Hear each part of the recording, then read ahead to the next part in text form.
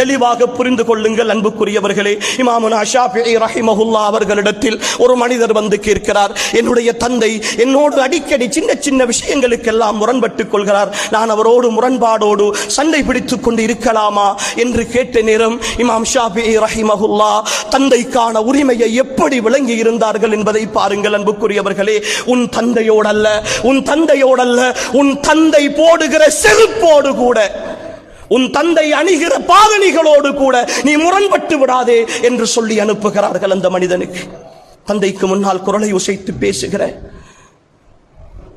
தந்தையை இரண்டாம் தரமாக கணிக்கிற, நீங்கள் எல்லாம் என்ன செய்திருக்கிறீர்கள் என்று கேட்கிற, நீங்கள் எல்லாம் ஒரு மனிதனா என்று கேட்கிற என் ஈமானிய உறவுகளே, வார்த்தைகள் கவனம், வார்த்தைகள் கவனம்.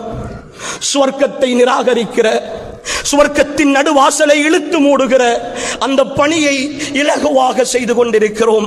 தந்தை என்ற உன்னதத்தை இழந்தவர்கள் அன்புக்குரியவர்களே, இந்த உலகத்தில் அந்த உறவை மீட்டெடுக்கவே முடியாது என்பதை மிக தெளிவாக புரிந்து கொள்ளுங்கள் என் ஈமானிய உறவுகளே.